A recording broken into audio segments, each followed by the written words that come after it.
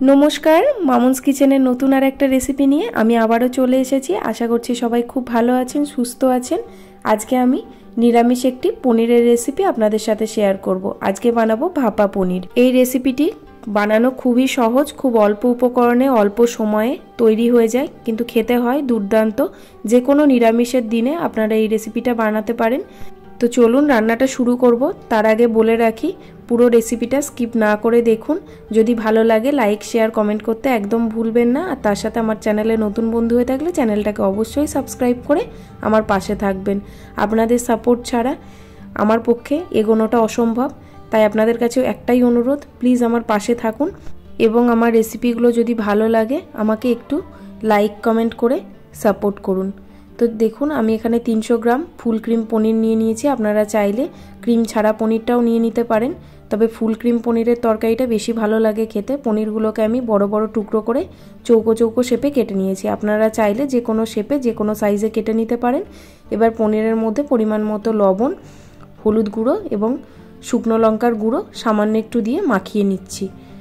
হাত দিয়ে বেশি ডলাডলি করছি না, তাহলে পনিরগুলো ভেঙে যাবে, তাই জন্য এইভাবেই মাখিয়ে নিলাম। খুব ভালো করে মাখানোর প্রয়োজন নেই, পনিরগুলো মাখানো থাক। এবার এদিকে একটা মিক্সির জারের মধ্যে আমি 2 চামচ সাদা সর্ষে মানে হলুদ সর্ষে নিয়ে নিয়েছি, 1 চামচ কালো সর্ষে নিয়েছি, 8-10 টুকরো নারকেল কুচো নিয়েছি, বড় চামচের 1 চামচ পোস্ত নিলাম, আর নিলাম 4টে কাঁচা লঙ্কা। এবার সামান্য একটু জল দিয়ে এটার একটা মিহি পেস্ট বানিয়ে নেব। আপনারা চাইলে এটা শিলনোড়াতেও বেটে নিতে পারেন, তাতে স্বাদটা আরও অনেক গুণ ভালো হবে।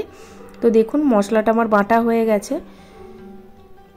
এখানে একটা ছোট্ট টিপস বলে রাখি, আপনারা যখন অল্প পরিমাণে সর্ষে পোস্ত পেস্ট করবেন তখন যদি শুকনো অবস্থায় সর্ষে এবং পোস্তটাকে গুঁড়িয়ে নিতে পারেন, তারপরে যদি জল দিয়ে, লঙ্কা দিয়ে, নুন দিয়ে পেস্ট করেন, তাহলে আপনাদের পেস্টটা খুব সহজে তৈরি হয়ে যাবে।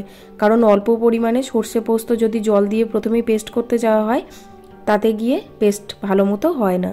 তো দেখুন একটা বড় টিফিন বক্স নিয়ে নিয়েছি। টিফিন বক্সের মধ্যে 2 চামচ ফেটানো টক দই নিয়েছি, মশলার পেস্টটা নিয়েছি, তার সাথে পরিমাণ মতো লবণ।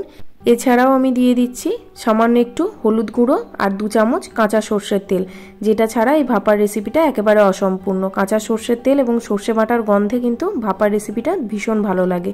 এবার আমি সব কিছুকে ভালো করে মিশিয়ে নিয়ে একটু মশলার বাটি ধোয়া জল ছিল সেটাকে দিয়ে দিলাম।